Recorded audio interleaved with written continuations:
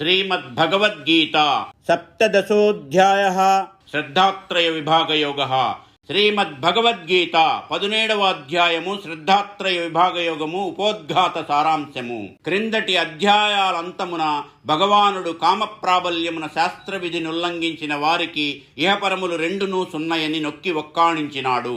అయితే శాస్త్రములు అనంతములు, దేశకాల పరిస్థితులను అనుసరించి అవి భిన్న భిన్నములుగా నుండును.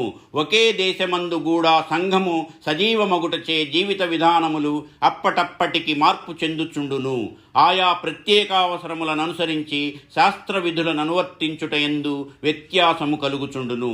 కావుననే ఒక్కొక్క యుగమందొక్కొక్క ధర్మశాస్త్రమునకు ప్రాధాన్యతనివ్వబడినది. ఒకప్పుడు సదాచారముగా పరిగణించబడినది కాలాంతరమున దురాచారమగుచుండును.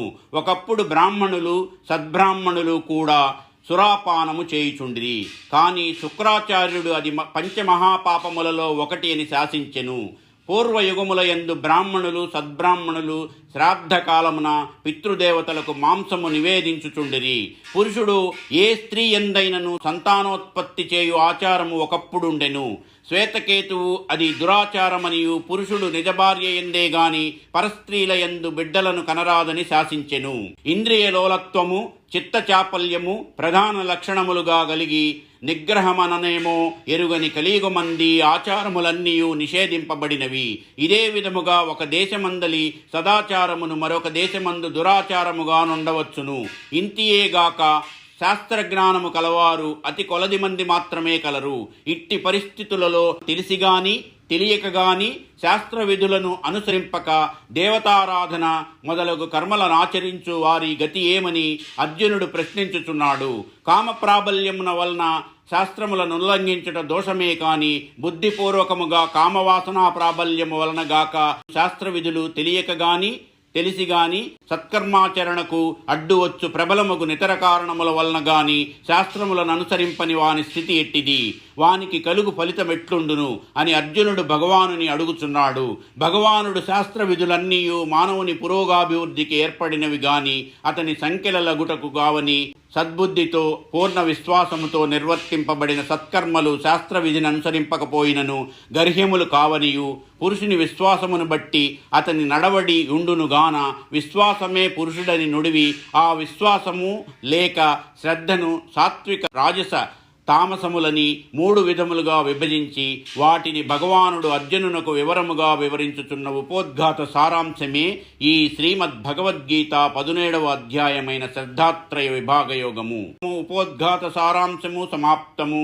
మా ఈ వీడియోలు మీకు నచ్చినట్లయితే లైక్, షేరు అండ్ సబ్స్క్రైబు చేయండి. శ్రీ గురు ధ్యానము.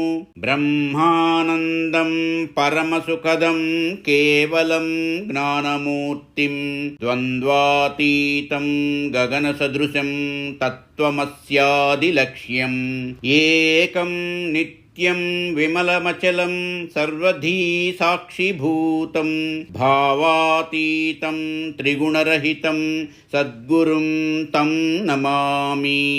గీతాధ్యానము. యం బ్రహ్మా వరుణేంద్ర రుద్రమరుతః స్తున్వంతి దివ్యైః స్తవైః వేదైః సాంగపదక్రమోపనిషదైః గాయంతి యం సామగాః ధ్యానావస్థిత తద్గతేన మనసా పశ్యంతి యం యోగినో యస్యాం తం న విదుః సురాసురగణా దేవాయ తస్మై నమః.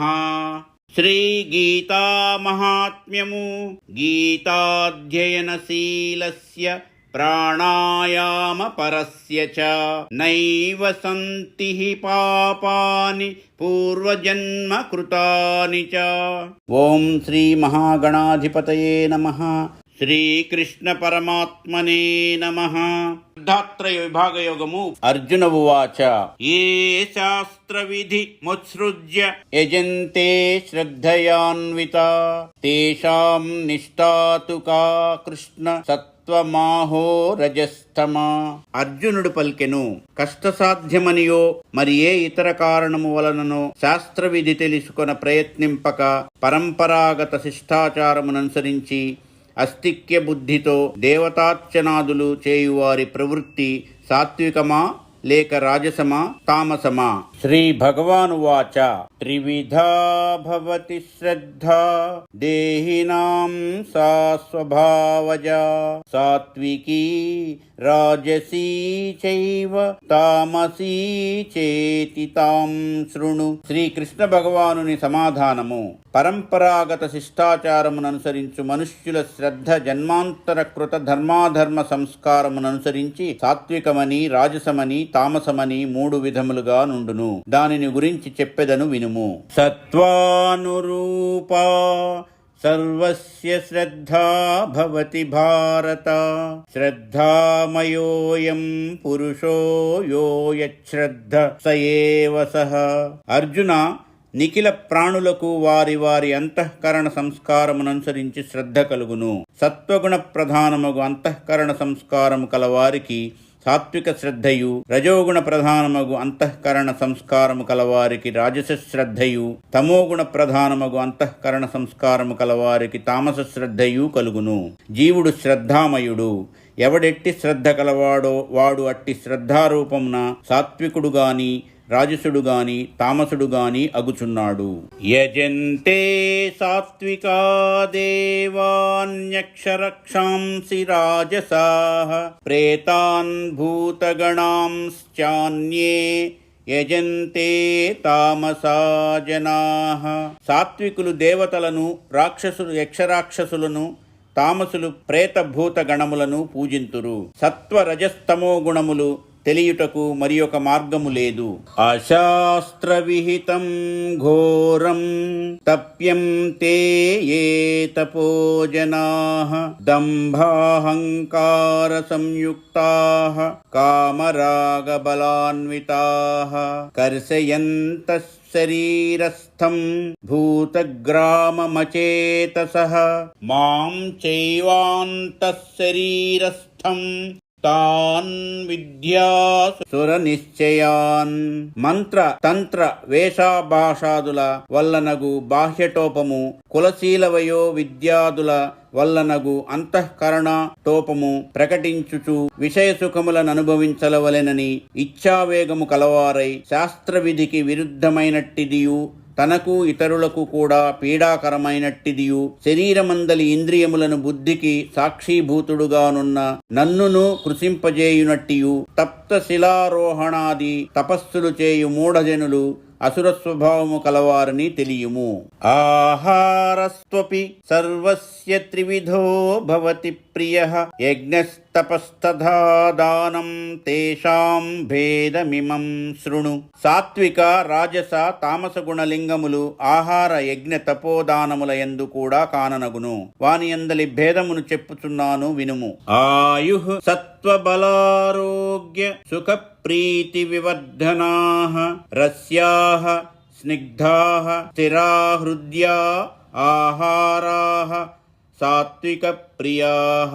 ఆయుర్దాయము, చిత్తస్థైర్యము, బలము, ఆరోగ్యము, భోజనానంతరము సుఖము, భోజన కాలమున ప్రీతి కలిగించునవియును, రసోపేతములు, నేతితో కూడినవియు, శరీరమునకు చిరకాల పోషణ నిచ్చునవియును, హృదయంగమములు అగు ఆహారములు సాత్వికులకు ఇష్టములు. కట్వంల లవణాత్యుష్ణ తీక్ష్ణ రూక్ష విదాహినః ఆహారా రాజసస్యేష్ట దుఃఖ శోకామయప్రదాః. ఎక్కువ చేదు, మిక్కిలి పులుపు, ఎక్కువ ఉప్పు, మిక్కిలి వేడి, ఎక్కువ కారము కలవియు, చమురు లేనివియు, తీరని దాహమును పుట్టించునవియును అగు ఆహారములు రాజసులకు ఇష్టములు. అవి తత్కాలమున దుఃఖమును, అనంతరము శోకరోగములను కలిగించును. యాతయామం గతరసం పూతి పర్యుషితం చయత్ ఉచ్చిష్టమపి చామేథ్యం భోజనం తామస ప్రియం. సరిగా ఉడకనివి, చిమిడిపోయినందున రసహీనములైనవి, దుర్గంధముతో కూడినవి, గత రాత్రి వంటలో మిగిలిన చల్ది అన్నము, భుక్తశేషము, వైశ్వదేవాది యజ్ఞములకు తగని అపవిత్రాన్నము తామసులకు ఇష్టము. అఫలాకాంక్షిభిర్యజ్ఞో విధి దృష్టో యయుజ్యతే యస్తవ్యమేవేతి మనః సమాధాయ సాత్వికః. నిష్కామ కర్మయోగులు పురుషార్థ సాధనమని కాక యజ్ఞము చేయుటయే కర్తవ్యమని నిశ్చయించుకొని శాస్త్రసమ్మతముగా చేయు యజ్ఞము సాత్విక యజ్ఞమనబడును. అభిసందాయతు ఫలం దంభార్థమపి చైవ యత్ యుజ్యతే భరతశ్రేష్ఠ తం యజ్ఞం విద్ధి రాజసం. భరతవంశశ్రేష్ఠుడవగు ఓ అర్జున, ఫలాపేక్షతో గాని లోకమున ధార్మికుడని పేరు గలుగుటకు గాని చేయు యజ్ఞము రాజస యజ్ఞమనబడును. విధిహీనమసృష్టాన్నం మంత్రహీనమదక్షిణం శ్రద్ధావిరహితం యజ్ఞం తామసం పరిచక్షతే. శాస్త్రసమ్మతము అన్నదానము, అక్షరపద భ్రష్ట మాత్రాహీనములను, దోషములు లేని మంత్రము, దక్షిణ, శ్రద్ధ వీనిలో ఒకటి గాని అనేకములు గాని లేని యజ్ఞము తామస యజ్ఞం అనబడును.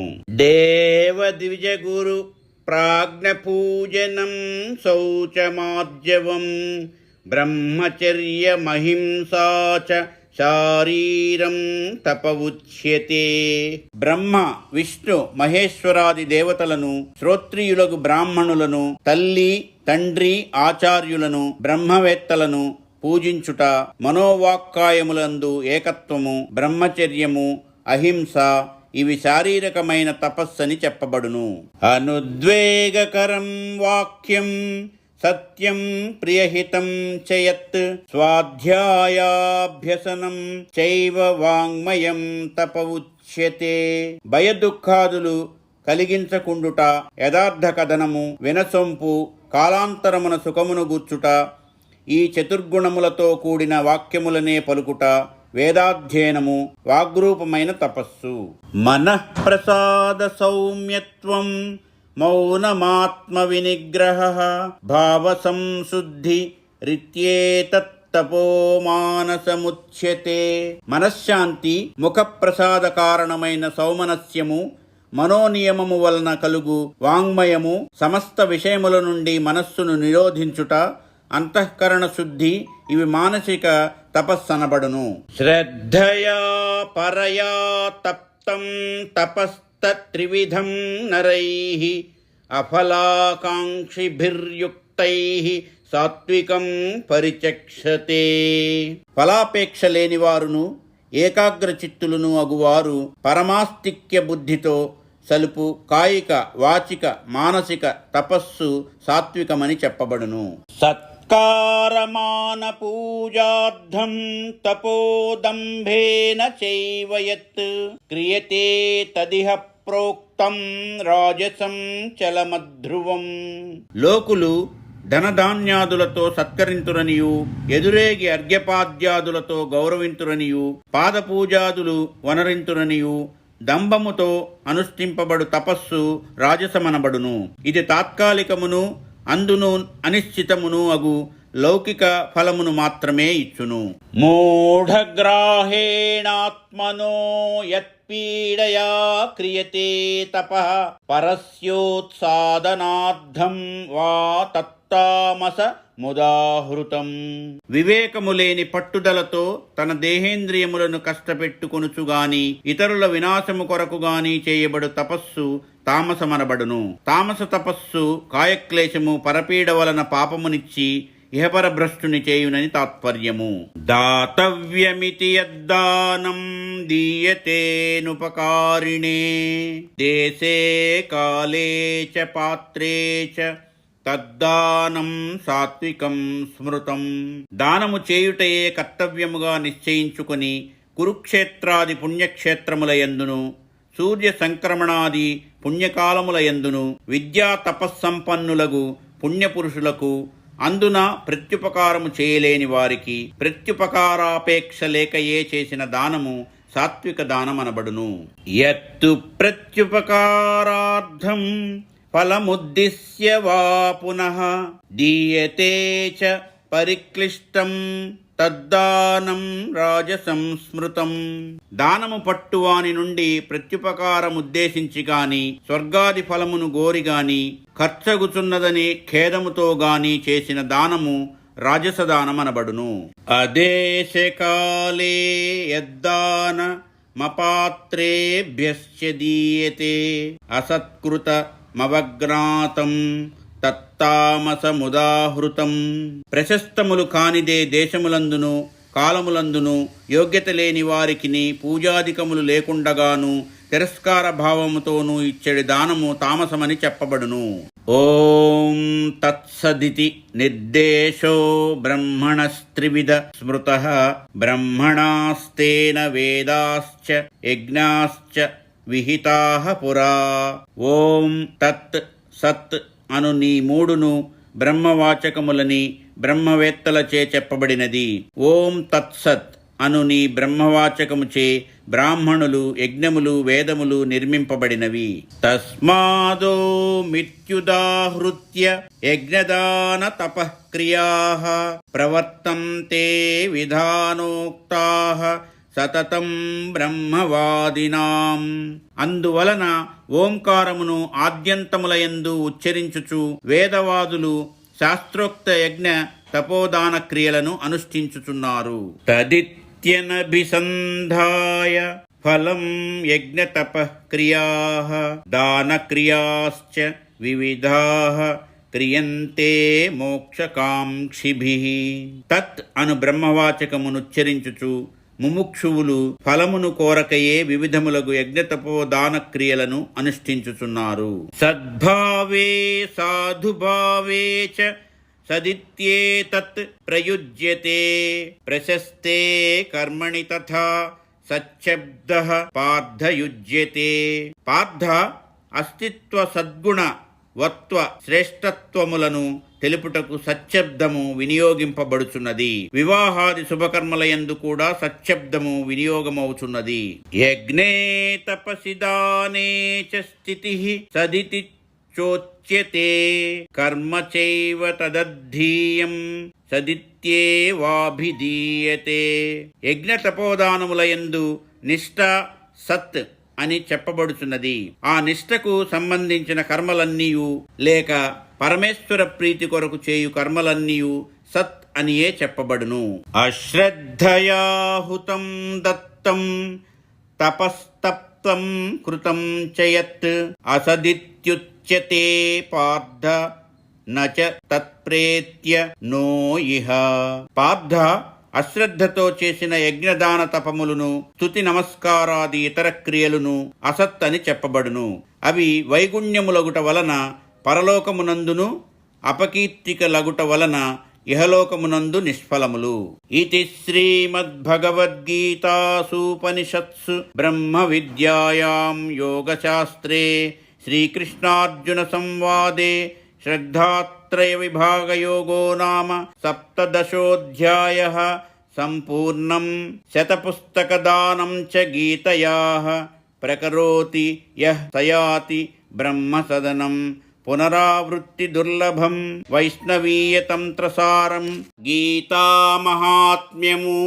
విష్ణురువాచ గీతాభ్యాసం పునః కృత్వా లభతే ముక్తిముత్తమాం. గీతేత్యుచ్చార సంయుక్తో మ్రియమాణో గతిం లభేత్. తదుపరి జన్మలోను గీతాధ్యయనము కావించుచున్న మోక్షమునందుకోగలడు. అవసాన కాలములో గీతానామమును ఉచ్చరించుచు ప్రాణము విడుచువాడు సద్గతిని పొందును. గీతా సప్తదశాధ్యాయ పారాయణ ఫలము. గీతా సప్తదశాధ్యాయ జాపకం ద్విజమానయ తేనాయం మామకో రోగః సామ్యత్యత్ర న సంశయః. మాలవా దేశాధిపతి పట్టపుటేనుగు వ్యాధిగ్రస్తము కాగా ప్రభు చాలా దుఃఖించెను. రోగ విముక్తికై ఆ రాజు ఎన్నో వైద్య ప్రక్రియలను ఉపయోగించినా ఏనుగు కోలుకోలేదు. ఒకనాడు రాజు ఆ ఏనుగును చూచుటకు రాగా అది రాజుతో, నా రోగము మందులచే ఉపశమించదు. గీత 17వ అధ్యాయము పారాయణ చేయు భక్తునీటకు తెచ్చి పారాయణ చేయించిన ఆ శ్రవణ ఫలముచే రోగము నన్ను వీడునని మొరపెట్టుకొంది.